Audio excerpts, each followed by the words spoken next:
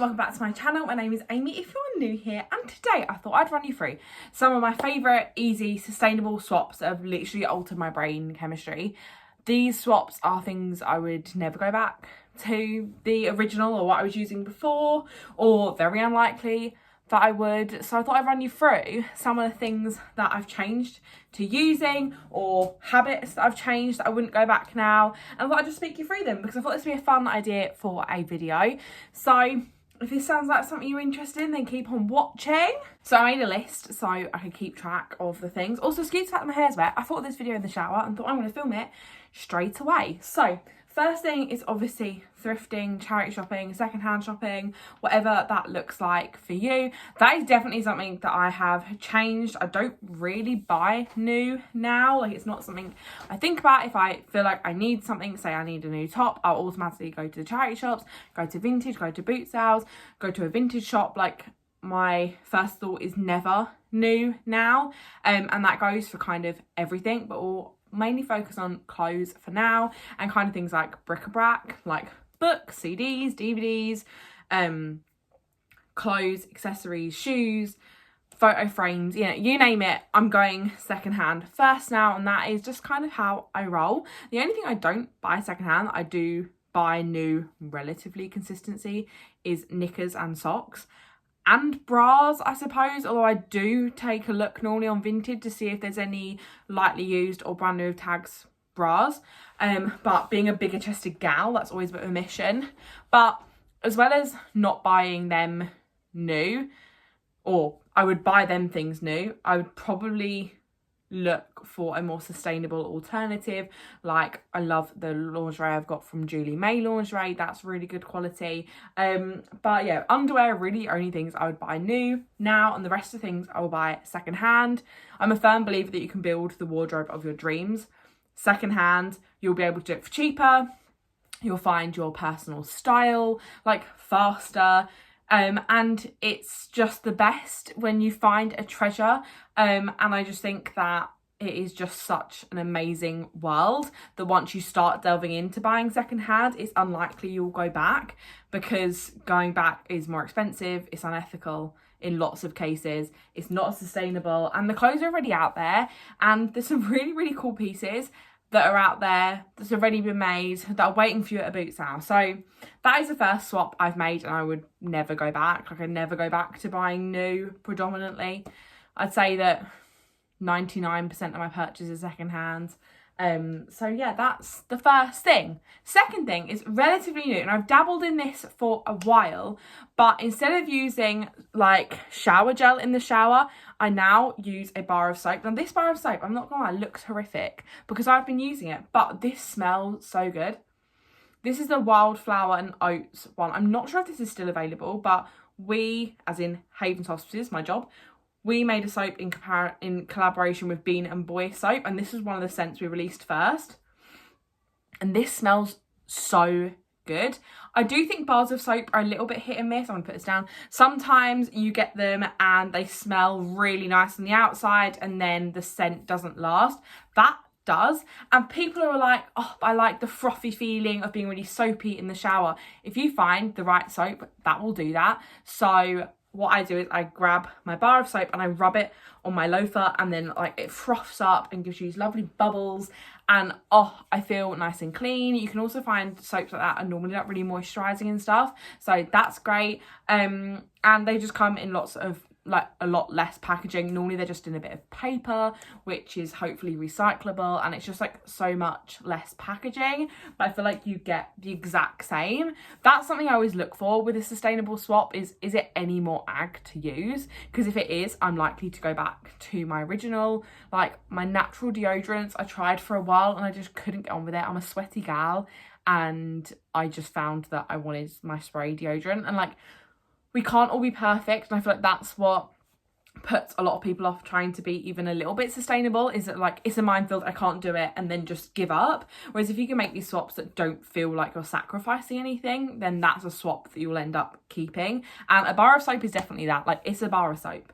And yeah, the only thing is slightly annoying, but there is a solution for this, is that when you use a bar of soap and it gets that tiny little bit where you can't really use it anymore, now you can buy these little bags that are made out of a natural material that you put the soap ends in, and then you can wash yourself with that. But I gave my one to my dad because I'm a really nice person, but I need to buy myself one because I've got 3 bars of soap. They're kind of like too small now to use, so I need to put them in a little bag. But that's a great solution. Funny story about soap before we move on is that my nan was a really thrifty lady. Like, I feel like a lot of my, like, subconsciously, a lot of my thrifty tendencies come from my nan.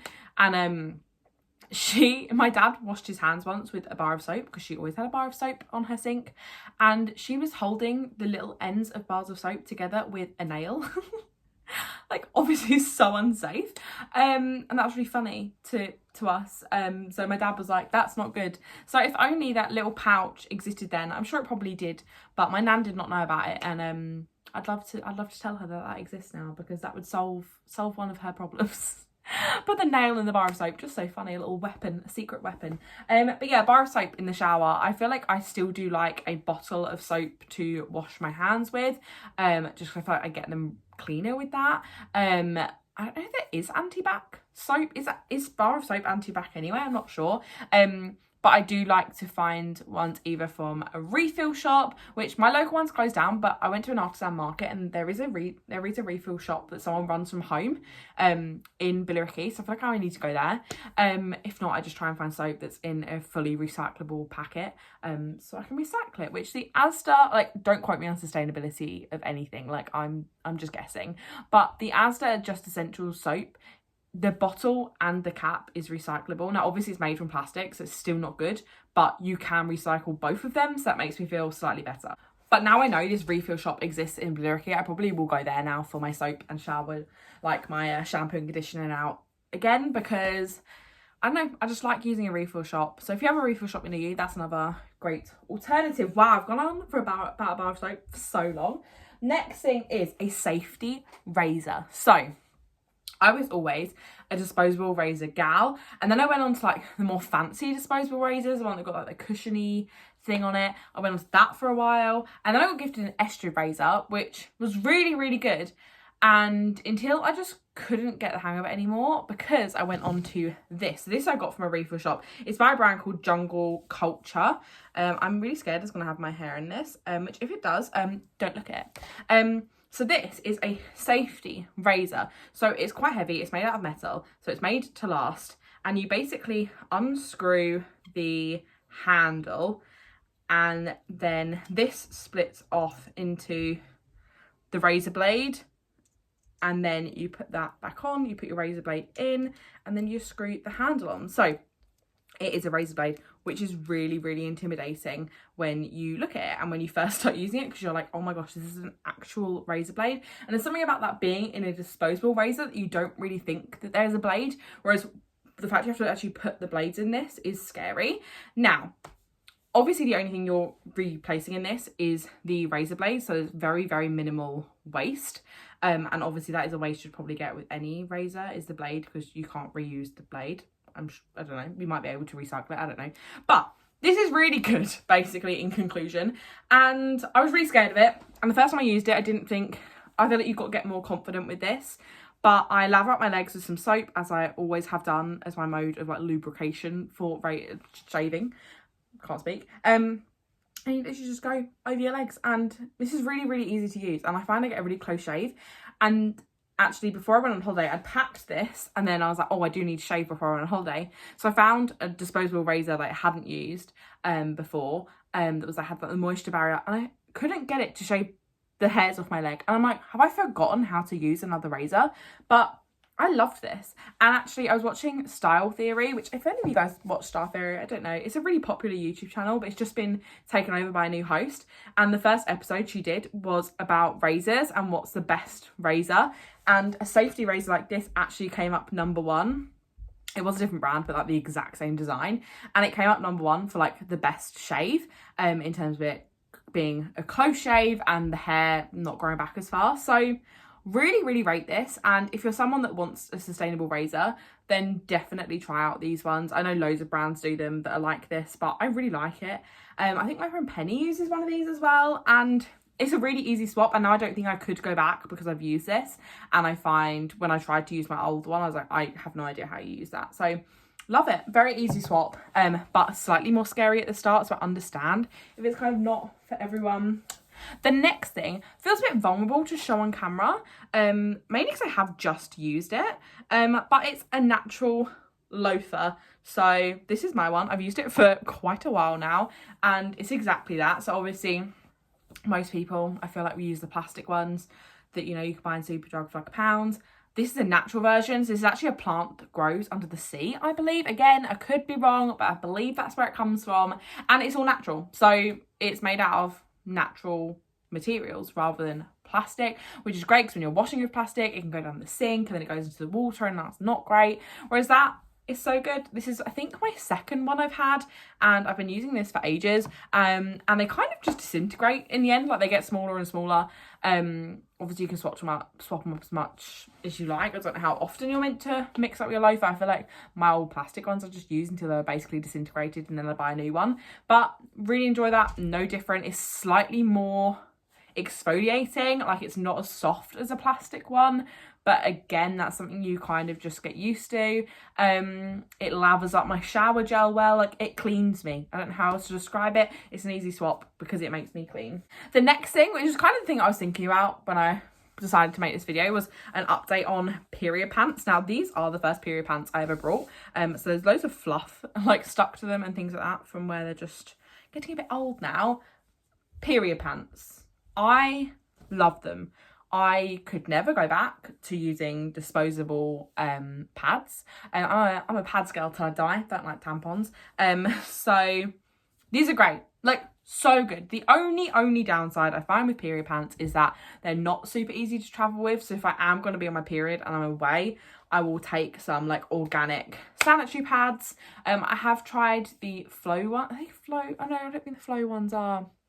It might be Flow, or We Are Flush or something like that, where there's flushable ones that completely disintegrate in water. I believe that's how it is. So there's different alternatives to pads is all I'm saying. But so I'll use them if I'm going away. I'll use like a more sustainable pad. But if I'm in, you know, if I'm in the house, just living my day-to-day life, going to work, you know, not traveling, I will be wearing these when I'm on my period, and there's literally no complaints. I've got the M&S ones. I've also got some Bloom ones. I've got some, Hannah gave me some and I can't remember what they were, but I'll use any brand. I'm not fussy. I use the M&S ones the most because that's the ones I've got the most of.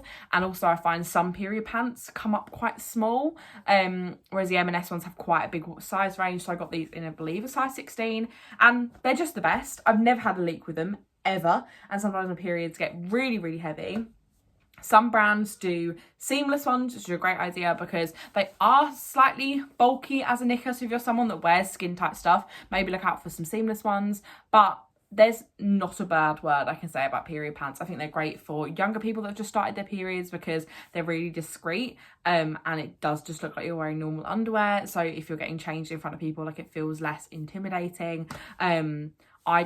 I change mine. I put a pair on in the morning and I put a pair on before I go to bed. And again, I've never had any leaks. You're probably meant to change them before that. Don't judge me that I'm gross. But they're just great, and I love them, and I can't say more good things about them. I tell everyone in my life about period pants, and I just feel like they're the best. They're my favourite things ever, and I love them. So period pants, if you're thinking about it, swap and do period pants because they're great. Finally, we just kind of become down from period pants because period pants are my favourite things ever. But secondhand furniture is my last thing, and my last sustainable swap is that don't buy your furniture new. If you watch my most recent video, I went to the Lighthouse Furniture Project and looked around there for a browse for an afternoon, and there was so much furniture there that was so cheap. If you want like a specific IKEA piece, go and look on Facebook Marketplace. It will be there, and if it's not there right now, it will be there within the month. Like, all of my furniture basically in my room is secondhand. My mirror was secondhand. The bed was secondhand, the mattress was secondhand, that candle holder was secondhand, that was by a little independent Etsy brand, the chair was secondhand. Like, everything I own in my room is basically from Facebook Marketplace, and I wouldn't have it any other way. I could furnish about 20 houses a year with how much cool stuff I find on Facebook Marketplace that is selling for like pennies or for free. I've got a chair downstairs I got for free, which we were just looking for a chair for our dining room, and I found one for free, and it's a lovely comfy armchair. Like, you really can find stuff for free. we got my nan and granddad an exercise bike for free on Facebook Marketplace, and it's like a real fancy exercise bike.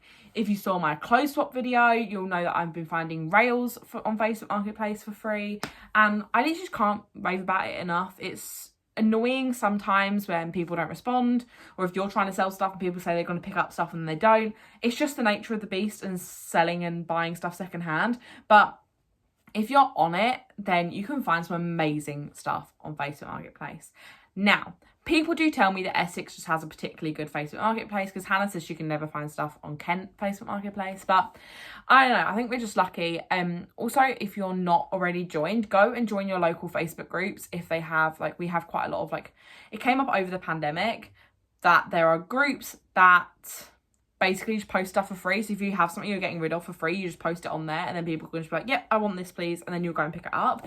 So there's amazing ways to find furniture for free, and I just feel like there's no point going out and buying new furniture unless you're looking for something really specific. Go to antiques places and look at the furniture there. It's gonna be more pricey, but you'll get some good things. Lots of charities have furniture shops or warehouses. I know Farley Hospice has a warehouse in Essex. There's also quite a lot of British Heart Foundation furniture shops. Places like the Lighthouse, like little independent ones near you, like there are great places to buy furniture secondhand, and it's not only going to be cheaper, but you're also going to get better quality things if you go from like more of a vintage style. A lot of the stuff were made better back then, but honestly, you can find everything. If you watched my video when I was redecorating my room, you'll know that the shelves in that built-in cupboard I made, or my dad made out of wood that we got from someone was selling their wardrobe but dismantled, and they were just selling it as scrap wood. And little things like that, you can save yourself so much money. I was about to spend like £50 on wood in B&Q, and then I ended up just buying someone's broken up wardrobe, and that became my shelves. Like, there's so much free or secondhand furniture out there that I just feel like it is the best option, especially if you're trying to furnish like your first house or whatever, and you've not got like a massive budget to work on. Like, I tell you, Facebook Marketplace, I could do so much. I've got a whole Pinterest board of things I've found on Facebook Marketplace and how I would style them, because I'm obsessed. And that is it. That is all my sustainable swaps that I love, that have kind of really become integrated into my way of life and just how I like to shop and live and clean. So let me know your sustainable swaps in the comments below. Is there anything that you've tried that you're like, I couldn't go back? Let me know in the comments. Have you tried any of these products that I mentioned? And subscribe if you're not already, and I'll see you in the next one. Bye.